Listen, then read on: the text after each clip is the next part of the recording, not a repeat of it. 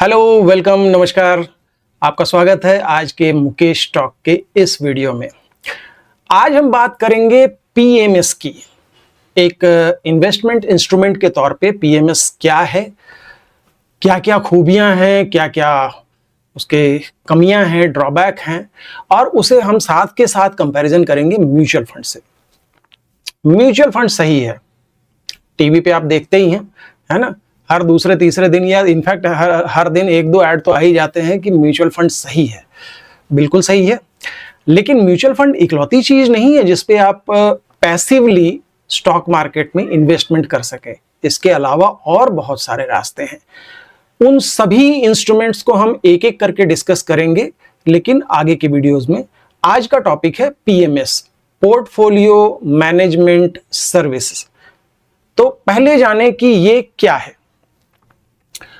देखिए, mutual fund में मैं पिछले वीडियो में बाकायदा 4 वीडियो की सीरीज बना चुका हूं और उसमें मैंने बताया था कि आपके और मेरे जैसे इन्वेस्टर म्यूचुअल फंड हाउस को पैसा देते हैं, जहां एक फंड मैनेजर बैठा है और एक रिसर्च टीम बैठी है ना। एक से ज्यादा फंड मैनेजर हो सकते हैं और रिसर्च टीम में काफी लोग होते हैं, और उनका पूरे समय का काम है अच्छे स्टॉक्स को फिल्टर करना, उसमें कब खरीदना है और कब, जब उसकी वैल्यूएशन बहुत ज्यादा हो गई है तो उसे बेच देना है, और उससे जो प्रॉफिट आया वो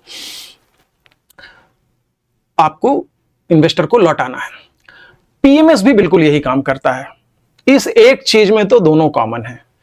फर्क इतना है कि म्यूचुअल फंड में फंड मैनेजर कौन है, उसने कौन से स्टॉक लिए हैं, या कब उन्हें खरीदने वाले हैं और कब बेचने वाले हैं, है ना। यहां मैं क्लैरिफाई कर दूं कि कौन से स्टॉक लिए हैं वो आपको पता चलता है, क्योंकि म्यूचुअल फंड हाउस हर महीने फैक्ट शीट निकालता है जिसमें उनके हर फंड का जो पोर्टफोलियो है, कितने स्टॉक हैं, कौन कौन से स्टॉक हैं, उसकी पूरी लिस्ट दी होती है। तो ये तो खैर इन्वेस्टर्स की इंफॉर्मेशन के लिए उपलब्ध है, लेकिन वो कब खरीदने वाले हैं, कब बेचने वाले हैं, किसको खरीदने वाले हैं, किसको बेचने वाले हैं, ये जो आम इन्वेस्टर है उनको पता नहीं पड़ता है। जबकि पोर्टफोलियो मैनेजमेंट सर्विस में आप डायरेक्टली फंड मैनेजर से बात करते हैं, और फंड मैनेजर को आप जितनी आजादी देते हैं उतने ही तरीके से वो इन्वेस्टमेंट करते हैं, आपके लिए करते हैं, आपके डीमैट अकाउंट में करते हैं, आपके ट्रेडिंग अकाउंट में करते हैं। तो ये एक पर्सनलाइज्ड सर्विस है, ठीक है। इसको इस तरह से समझिए कि एक जो पब्लिक बस है, रोडवेज की बस है या सिटी बस है, ठीक है। आप उसमें बैठते हैं, उसमें जो ड्राइवर बैठा है वो सिर्फ आपके लिए गाड़ी नहीं चला रहा है, ठीक है। उस बस में जो 50-60 लोग बैठे हुए हैं वो उन सब के लिए गाड़ी चला रहा है। सब एक साथ जा रहे हैं, रोड पे गड्ढे आएंगे तो झटका सबको लगेगा, गाड़ी स्मूथ चलेगी तो सबको आनंद आएगा, ठीक है। और इसको कंपैरिजन कीजिए कि आपकी अपनी मर्सिडीज है और उसको चलाने के लिए आपका अपना ड्राइवर है, तो आपका ड्राइवर आपके हिसाब से चलेगा, है ना। दोनों ड्राइवर हैं, दोनों अपने काम में एक्सपर्ट हैं, ठीक है। लेकिन एक जो है अपने तरीके से चलाने के लिए स्वतंत्र है, जबकि पीएमएस में आपके पास जो फंड मैनेजर है वो पर्सनलाइज्ड सर्विस आपको देता है। आप उसको बोलते हैं कि भाई अपने हिसाब से तुम इन्वेस्ट कर लो, और जितने दिन रखना है तो फिर वो उस हिसाब से करेंगे। अगर आप कहते हैं कि नहीं भाई मेरे को ना ये एक सेक्टर पसंद ही नहीं है, मेरे को तो इस सेक्टर में पैसा लगाना ही नहीं है, तो प्लीज इस सेक्टर का स्टॉक मेरे पोर्टफोलियो में मत लीजिए, तो फंड मैनेजर उसके हिसाब से काम करेंगे, है ना। तो पूरी तरह से ये एक कोलैबोरेटिव अप्रोच रहता है ना। जबकि म्यूचुअल फंड में ये कोलैबोरेशन नहीं है ना। आप डिपेंडेंट है फंड मैनेजर के विजडम पे, ठीक है। यहां भी फंड मैनेजर का ही विजडम काम करेगा, आप उसको बहुत ज्यादा सीमाएं बांध देंगे तो वो परफॉर्म नहीं कर पाएगा, ठीक है। लेकिन फिर भी यहां पर फंड मैनेजर आपको बताता है, आपसे राय लेता है। तो ये एक पर्सनलाइज्ड सर्विस है। जो मैंने आपको 2 एग्जांपल बताया कि भाई भंडारा खाने जाएंगे तो वहां पर तो जो बना है वो सबके लिए बना है, ठीक है। और अगर कुक आपका अपने घर का है तो आप उसे बता सकते हैं कि भाई इस खाने में मिर्च नहीं डालनी है और उसमें तेल कम रखना है ना। तो पर्सनलाइज्ड सर्विस जो है वो है पीएमएस। अब ये तो मेजर डिफरेंस हो गया है ना, कि फंड मैनेजर आपसे कोलैबोरेट करके इन्वेस्टमेंट करेंगे। दूसरा जो मेजर डिफरेंस है कि म्यूचुअल फंड में आप ₹500 की SIP शुरू कर सकते हैं, ₹500 से इन्वेस्टमेंट शुरू कर सकते हैं। जबकि पोर्टफोलियो मैनेजमेंट सर्विस, क्योंकि ये पर्सनलाइज्ड सर्विस है, इसमें मिनिमम इन्वेस्टमेंट 50 लाख रुपए है। ठीक है, उससे कम में आप पीएमएस में इन्वेस्टमेंट नहीं कर सकते हैं। अब आप पूछेंगे कि यार फिर मैं क्यों जाऊं पीएमएस में, व्हाई शुड आई, मतलब अच्छा खासा तो चल रहा है, म्यूचुअल फंड भी मेरे को अच्छा रिटर्न दे रहा है, तो मैं पीएमएस में क्यों जाऊं। यहीं पर फर्क है। म्यूचुअल फंड में जो, जैसा मैंने वो बस का एग्जांपल दिया था कि झटका लगेगा तो सबको लगेगा, और गाड़ी स्मूथ चल रही है तो सबके लिए चल रही है, ठीक है। जबकि यहां पीएमएस में ड्राइवर आपका अपना है ना, तो वो ज्यादा फ्लेक्सिबल है ना, कई गड्ढों को वो बचा ले जाएगा, कई स्पीड ब्रेकर्स को वो आराम से निकाल सकेगा, ठीक है, ये फर्क है। और पीएमएस का return in general, hard and fast नहीं है, इन जनरल म्यूचुअल फंड के मुकाबले बेहतर रहता है। 4 से 10% तक बेहतर रह सकता है, और पीएमएस में मतलब जो रिटर्न है वो कंसिस्टेंटली म्यूचुअल फंड के मुकाबले बेहतर होता है। Again in general, hard and fast नहीं है, क्योंकि इंडिया में पीएमएस सर्विस प्रोवाइड करने वाली ऑलमोस्ट 70-80 कंपनियां हैं, ठीक है। सभी का अपना अपना तरीका है, और सभी जो है सभी का रिटर्न जो है एक जैसा नहीं है, भले वो एक ही कैटेगरी में काम कर रहे हों, है ना।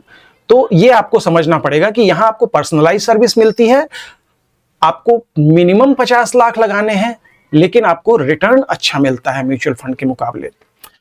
अब हम बात करें कि तीसरी चीज, म्यूचुअल फंड में आपके म्यूचुअल फंड डिस्ट्रीब्यूटर ने आपको बताया होगा कि भाई ये लार्ज कैप फंड है, ये मिड कैप फंड है, ये स्मॉल कैप फंड है, ये फ्लेक्सी कैप फंड है, ये मल्टी कैप, फिर फोकस्ड, फिर थीमेटिक।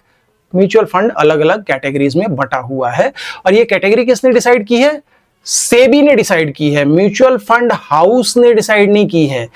एक पर्टिकुलर कैटेगरी में म्यूचुअल फंड हाउस अपने हिसाब से उसका नाम रख सकते हैं, ठीक है, लेकिन वो उस कैटेगरी से बाहर नहीं जा सकते। उनको विद इन दोज लिमिट्स जो हर कैटेगरी के लिए सेबी ने नियम बना रखे हैं, उनके अंदर चलना होगा। पीएमएस में ऐसी कोई कैटेगरी नहीं है, ये बिल्कुल आपके और फंड मैनेजर के बीच का कोलैबोरेशन है। जैसा मैंने बताया, 2 तरीके हो सकते हैं। पहला तरीका हो सकता है कि फंड मैनेजर को आप कहें कि भाई मैं जो बताऊंगा वही स्टॉक लेना है, और बाकी जब मैं कहूं निकाल देना है ना। तो ये हो गया नॉन डिस्क्रिशनरी, जिसमें कि आपने फंड मैनेजर के लिए सीमाएं बांध दी। या आप कह सकते हैं कि भाई मेरे को लार्ज कैप में ही रहना है, मुझे मिड कैप या स्मॉल कैप स्टॉक्स नहीं चाहिए, ठीक है। या आप कह सकते हैं कि नहीं मेरे को तो मिड और स्मॉल का मिक्सचर करना है, लार्ज कैप में रिटर्न ज्यादा नहीं आता तो मुझे तो उसी में रहना है, ठीक है ना। तो पीएमएस में जो होगा आपकी मर्जी से होगा। आप ये भी कह सकते हैं पीएमएस में कि फंड मैनेजर को कि भाई आप अपने हिसाब से देख लो, मेरे को तो रिटर्न चाहिए, मेरे को तो पैसा निकाल के दो इसमें से, ठीक। फिर फंड मैनेजर अपने हिसाब से काम करेंगे, ठीक। तो ये था तीसरा डिफरेंस। चौथा, किसी भी म्यूचुअल फंड में, है ना, आप किसी भी फैक्ट शीट को उठा के देखेंगे, ठीक है, तो ये है fact sheet. Mutual fund houses हर महीने इस तरह की फैक्ट शीट लॉन्च करते हैं, जिसमें उनके सारे फंड्स का डिटेल होता है, और ये ईडलवाइस म्यूचुअल फंड का फैक्ट शीट है। मैं ये नहीं कह रहा हूं कि आपको इसी का फंड लेना है, ये मैंने सिर्फ एग्जांपल के लिए लिया है। तो अगर आप इसको खोलें तो इसमें अब ये देखिए, ये सामने large and mid cap fund है, और इसमें ये लिस्ट दी हुई है, अगर आप देख पा रहे हो, ये पूरी लिस्ट दी हुई है कि इनका इन्वेस्टमेंट किस किस फंड में है ना। अगर उस लिस्ट पे आपने ध्यान दिया हो तो वो लगभग 35 से 40 स्टॉक्स उसमें हैं। 35 से 40 कंपनियों के शेयर उन्होंने उस फंड में लिए हुए हैं, ठीक है। अब आप समझते हैं, अगर 35 से 40 स्टॉक्स का पोर्टफोलियो है, तो हो सकता है कोई बहुत तेज चल रहा हो, कोई धीरे चल रहा हो, कोई अच्छा चल रहा है, कोई रुक गया है, कोई नीचे जा रहा है, राइट। तो आपको जो रिटर्न मिलता है उन सब का एक एवरेज रिटर्न मिलता है, ठीक है। और म्यूचुअल फंड हाउस को ऐसा क्यों करना होता है?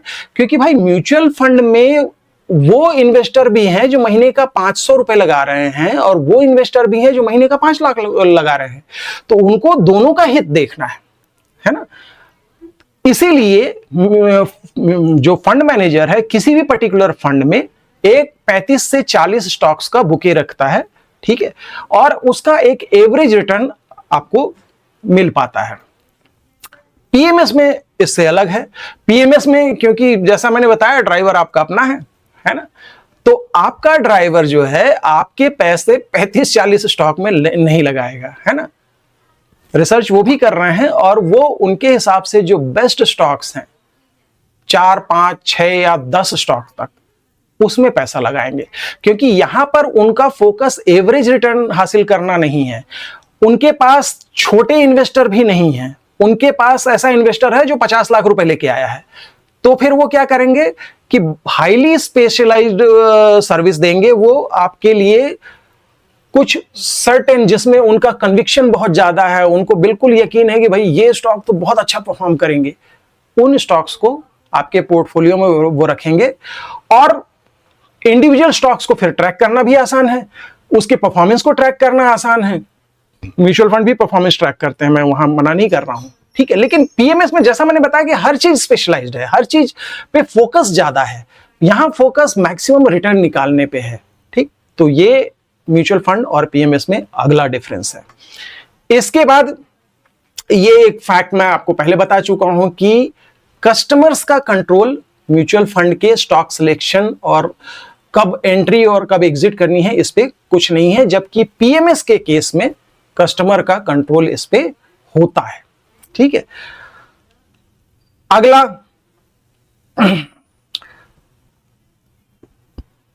कभी मार्केट नीचे जा रहा है, आपको मालूम है mutual fund houses, mutual fund में सेबी ने लिमिट्स लगा रखी है कि वो बहुत ज्यादा कैश नहीं रख सकते। उन्हें पैसा इन्वेस्ट करना ही है, आप चाहे लमसम में लगा रहे हैं या एसआईपी में लगा रहे हैं, उन्हें इन्वेस्ट करना ही करना है। वो बहुत ज्यादा कैश रखेंगे तो 10%, 12% या 15%, बाकी उनको स्टॉक्स में इन्वेस्ट करना ही है। अब मार्केट नीचे जा रहा है तो डेफिनेटली वो कोशिश करेंगे कि जो हाई बीटा स्टॉक्स हैं या जो बहुत ज्यादा ऊपर या नीचे दोनों साइड में चलते हैं उनसे निकल जाएं, और ऐसे स्टॉक जो ज्यादा नीचे नहीं जाते हैं उनमें इन्वेस्ट करें।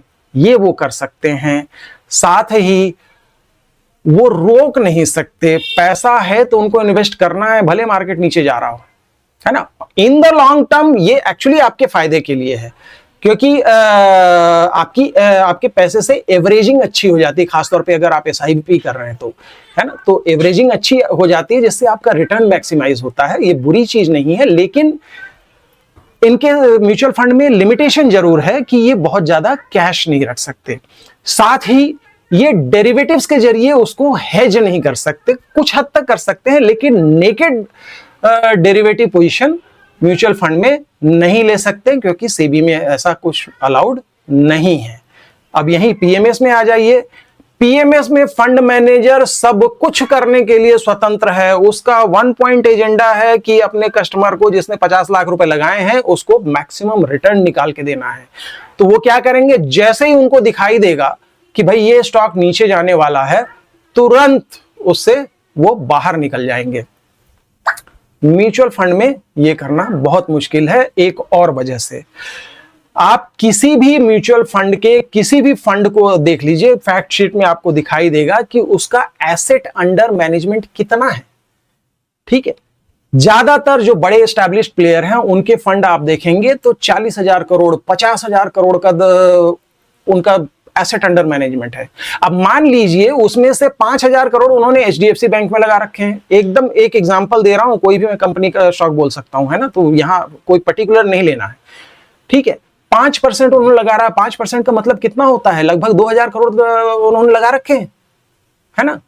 अब किसी दिन उनको लगता है कि वो स्टॉक नीचे जाने वाला है, तो पूरा 2,000 करोड़ वो बेच नहीं सकते, ठीक है। अगर वो इस तरह से बेचने जाएंगे तो वो स्टॉक क्रैश कर जाएगा और उनको वैल्यू नहीं मिलेगी, तो उनको धीरे धीरे बेचना है, राइट।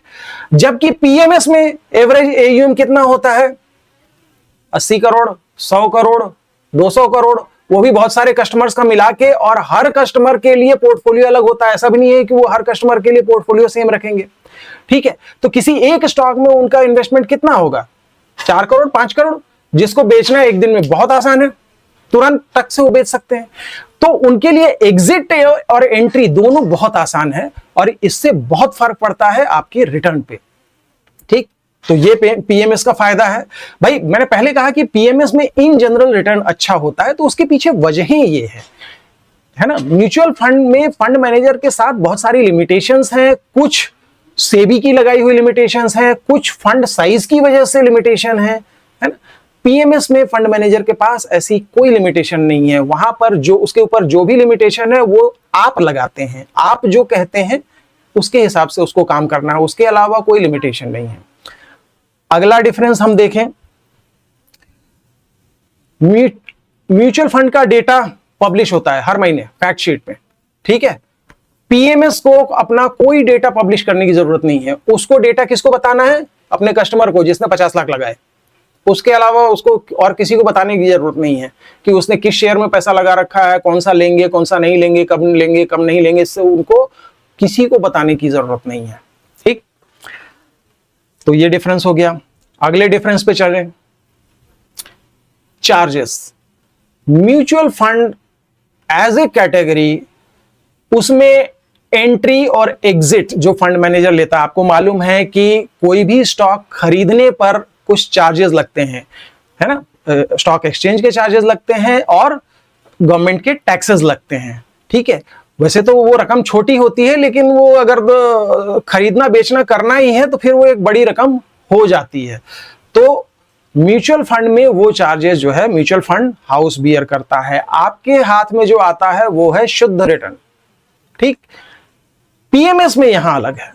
यहां पर फंड मैनेजर क्योंकि आपके डीमैट अकाउंट में ट्रांजैक्शन कर रहा है, और इसीलिए जो भी चार्जेस हैं, जो भी मतलब ट्रांजैक्शन टैक्स है, एक्सचेंज का चार्ज है, वो सब जो है कस्टमर को बियर करना है, ठीक। ये एक चीज हो गई।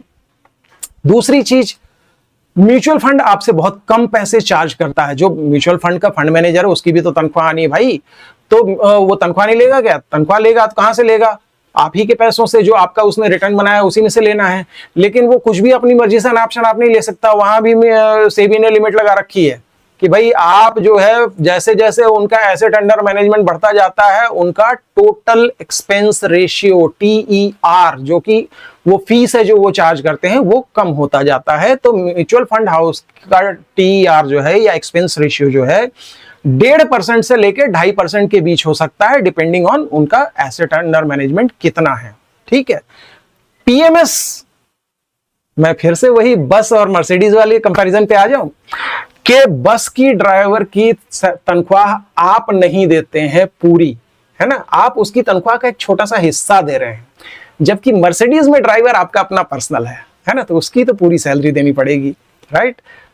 और मर्सिडीज का मेंटेनेंस भी आप ही को कराना है। तो इसीलिए ट्रांजैक्शन चार्जेस, एक्सचेंज चार्जेस और पीएमएस की फीस ये थोड़ी ज्यादा होती है, 2.5% तक, 2.5 से 3% तक हो सकती है, होती है, ठीक है। तो यहाँ ट्रांजैक्शन ज्यादा है, बट देन रिटर्न भी तो ज्यादा है। कौन सा आपको जेब से देना है भाई, वो फंड मैनेजर पैसे कमा के भी तो देगा, है ना। चलिए अगली चीज पे चलते हैं कि दोनों में फिर से अब डिफरेंस की बात करें कि म्यूचुअल फंड जो है सही है और सबके लिए है ना। जो महीने का 500 रुपए लगा सकता है उसके लिए भी है, और जो महीने का 50 लाख लगा सकते हैं उनके लिए भी है, ठीक है। पीएमएस हाई नेटवर्थ इंडिविजुअल्स के लिए है, जिनके पास बड़ा पैसा है और वो पर्सनलाइज्ड सर्विस चाहते हैं, है ना। तो एक कैटेगरी होती है HNI, हाई नेटवर्थ इंडिविजुअल। तो पीएमएस जो है वो उनके लिए है, ये सबके लिए नहीं है।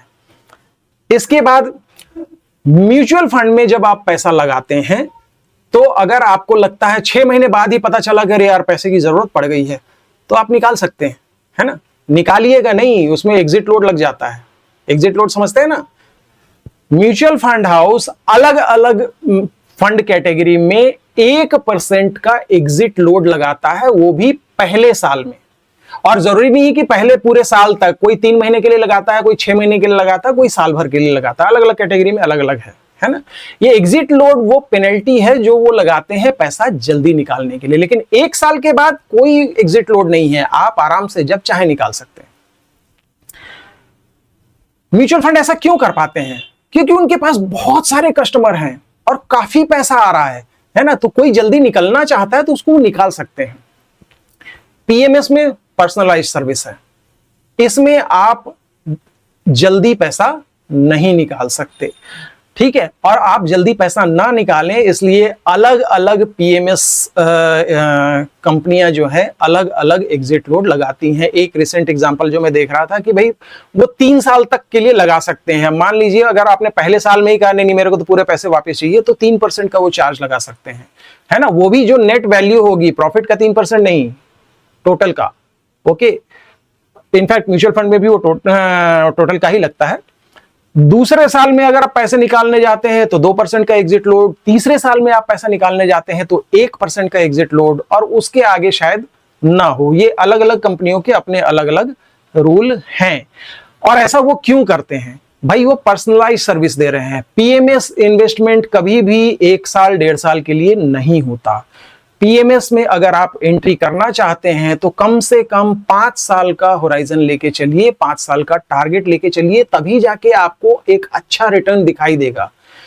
इवन म्यूचुअल फंड में मैंने तो मतलब 4 वीडियो बनाए, सब में यही कहा कि म्यूचुअल फंड 1 साल के लिए मत कीजिए भाई साहब। अगर आप, मेरे भाइयों और बहनों, अगर आपको म्यूचुअल फंड में इन्वेस्टमेंट करना है तो आपको कम से कम 3 साल रखना होगा, और बेहतर है कि आप 5 साल या उससे ज्यादा रखें।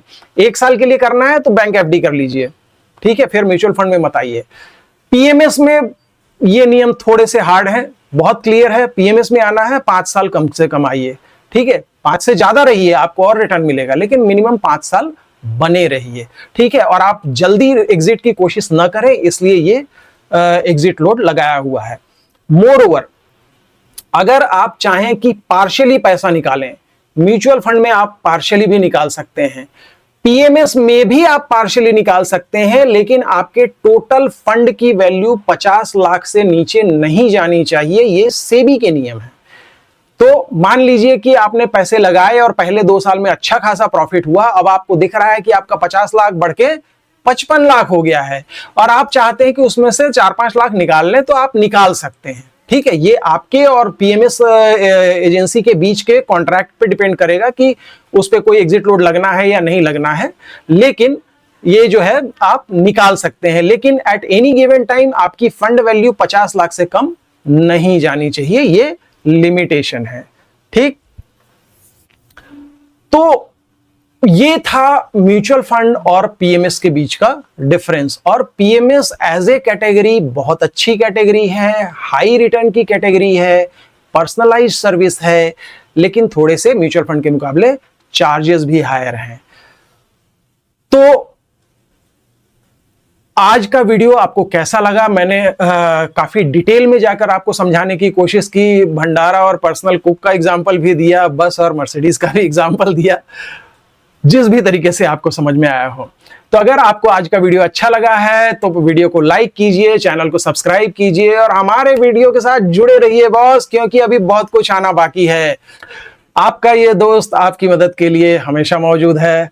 अगर आप मुझसे संपर्क करना चाहते हैं तो ये नीचे ईमेल आईडी दी हुई है और ऊपर ये QR कोड है, जिस पे आप स्कैन करके मुझसे कांटेक्ट कर सकते हैं। तो आज के लिए इतना ही, तब तक के लिए बाय बाय।